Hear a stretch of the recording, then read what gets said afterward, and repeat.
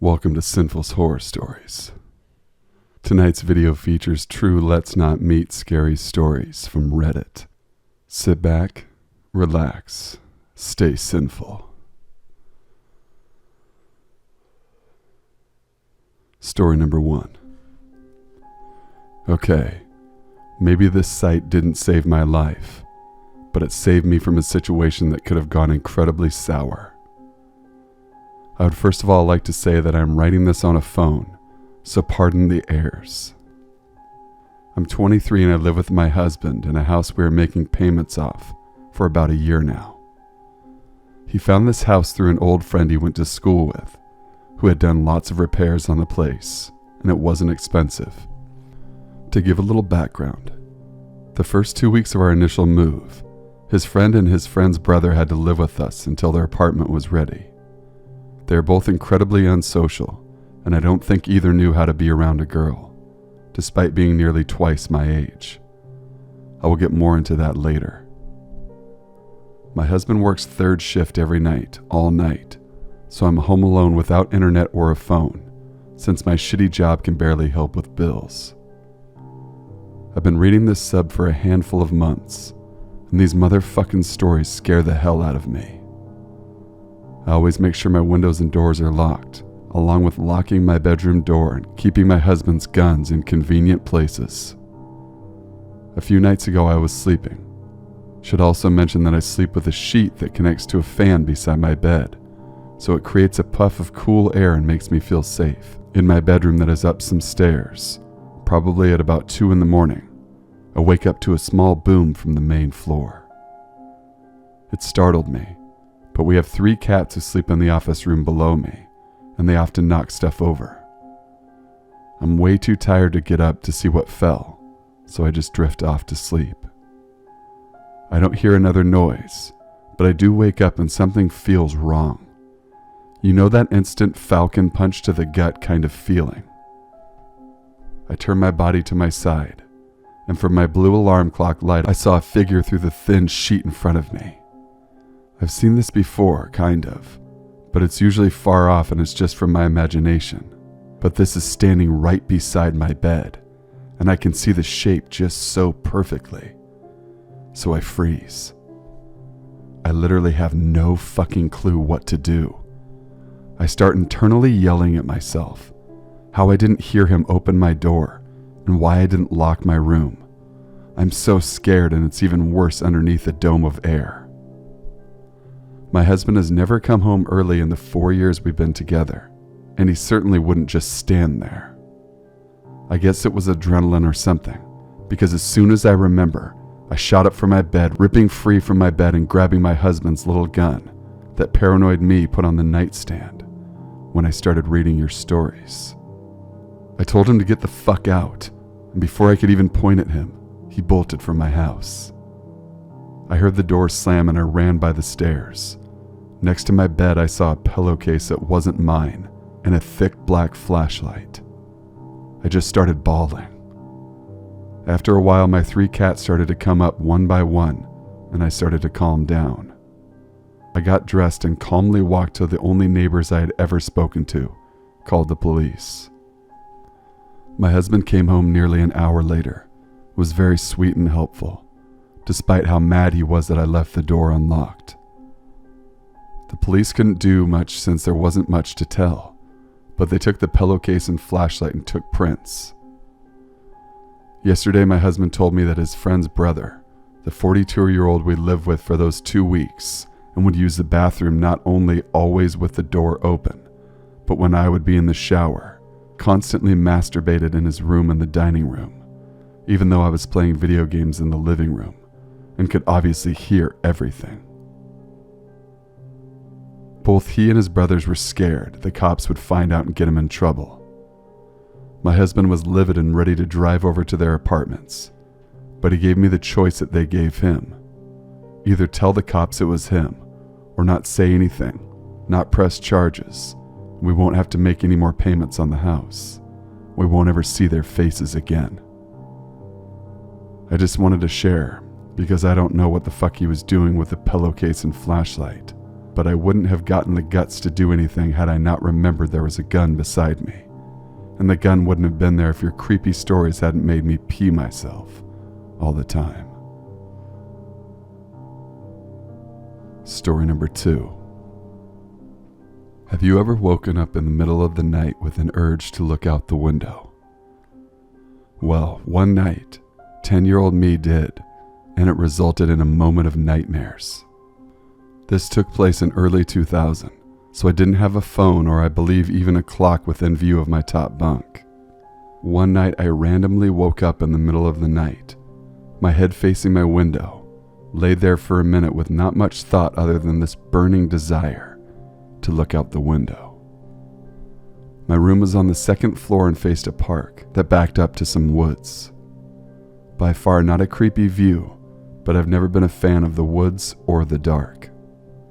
Aside from one street light, there wasn't much that lit up the street, other than the light refracting off the snow. After a couple of minutes, I finally decided to act on this urge, climbed down my bunk ladder, and peered through the curtain. Briefly scanning where the woods touched the park, when all of a sudden I noticed a small child, a boy maybe 5, at the edge of the park, feet touching the road. It's winter and this kid doesn't have a coat, although he was wearing overalls and was wearing sneakers.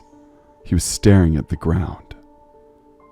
I continue to watch, confused as to why there's a child staring at the snow in the wee hours of the morning. When out of nowhere, the boy's head snaps up, his eyes locking with mine. Without a twitch of expression, we continue eye contact as he slowly starts to cross the street. A couple steps in, his gaze shifts towards my front door. I immediately slam my curtain against a window, turn on all the lights, close my door, and intensely stare at my bedroom door until morning. I refused to run to my parents' room due to the fact that their room mirrored mine from across the descending stairs to the front door, and I was not about to come face to face with this child or potentially see him standing in the doorway. I think the creepiest part out of all of this was a couple of footprints I found in the snow the following morning, leading from where he initially stood to when he started crossing the street. Like most of these stories or encounters, I know they sound made up or crazy, but it's still so vivid in my mind. Whenever I tell the story, a wave of shivers and chills runs through my body. So, child of the night, let's never officially meet. Story number 3.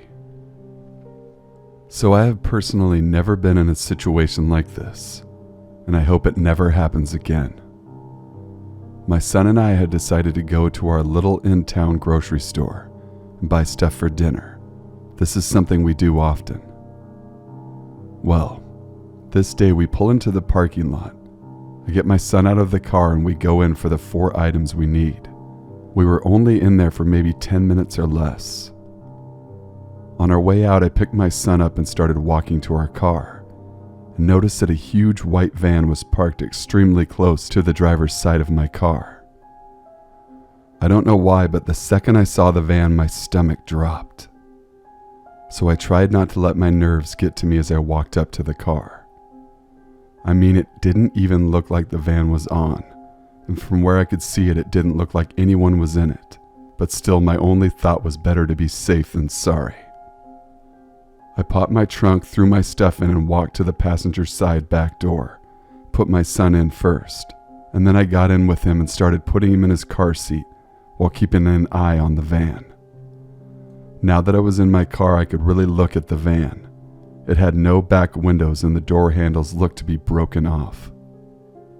I closed my back door quickly and locked my car with my son and I now inside. And the second after my car let out its little beeper signaling that it was locked, the van was thrown into reverse, and the person started pulling out, pissed off. When I looked up, this dude was staring down into my car window, seething mad. Honestly, I couldn't stop shaking the entire time. The whole experience was seriously odd. When I called my husband, he told me not to go home right away and make sure no one followed us home. Also, right now I'm in a rental, and the license plates don't say the state that I'm from, so I don't know if they thought they found someone no one would be expecting to see for a while. So white rapist van, let's not meet again. Story number 4. When I was younger, my parents decided to move to the deep woods of Kentucky. We only lived there for about 3 months or so. One afternoon when I was sick, I was home with my father. I was hanging out with him watching TV. I believe it was SpongeBob. Anyways, not important. We had a dingo for our first dog. He was the best boy. He was outside barking, and me, being the paranoid freak I am, got up to check.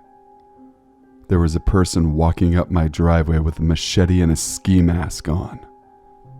I started panicking and got my dog in the house, telling my dad that there was someone here. He came to check out what I was freaking out about. He saw the man and told me to hide with my dog in my bedroom and to not come out of the house until he comes and gets me.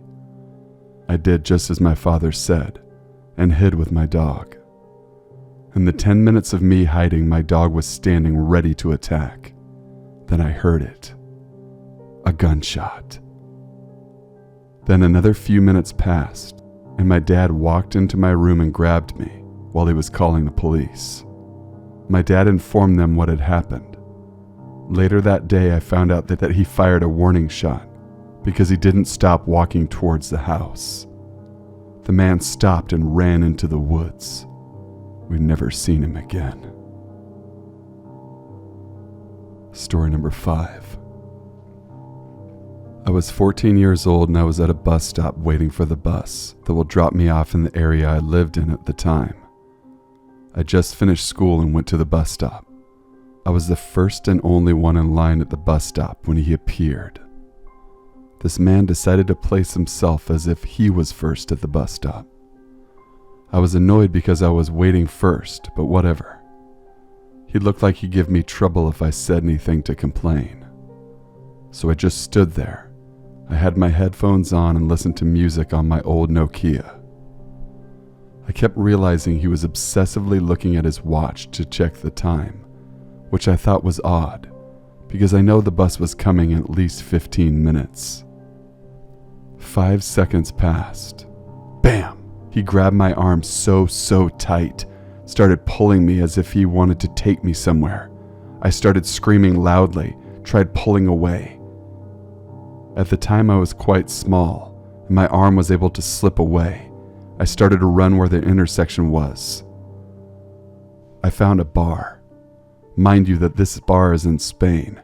Bars are open during the day for coffee and sandwiches and whatnot, so a minor is allowed to go in. I knew he was chasing after me, but I kept going. I entered the bar with my eyes wide open, as to indicate that trouble was behind me, and with a cracked, shaky voice, I looked to the barman and said, "Hey, Daddy, the bus is taking longer than I thought. Can I just wait with you here?" He looked right behind me and saw the man out of breath lurking at the entrance of the bar. With the sweetest, most parental voice, the barman said, "Oh, my dear daughter, come, come." And he opened the bar for me to go behind it and glared the fuck out of the man. The man left. I don't know what he was planning to do to me, but it clearly wasn't good. Kidnap? Rape? Murder? Sex trade? I don't know. I never went to the police because out of the shock I couldn't remember much of his face. The barman called my actual father and told him the situation. He came to pick me up right away. Ever since, I still call the barman my dad. My family is forever grateful to him. I still go to see him whenever I visit Spain. To the man from the bus stop, let's never, ever meet again. Thank you guys for watching and listening. Please be sure to leave a like, comment, share, and subscribe for future content. Email all of your true scary stories to thesinfulsavant@gmail.com. I will leave my email link in the description box below as well. Until we meet again, stay sinful.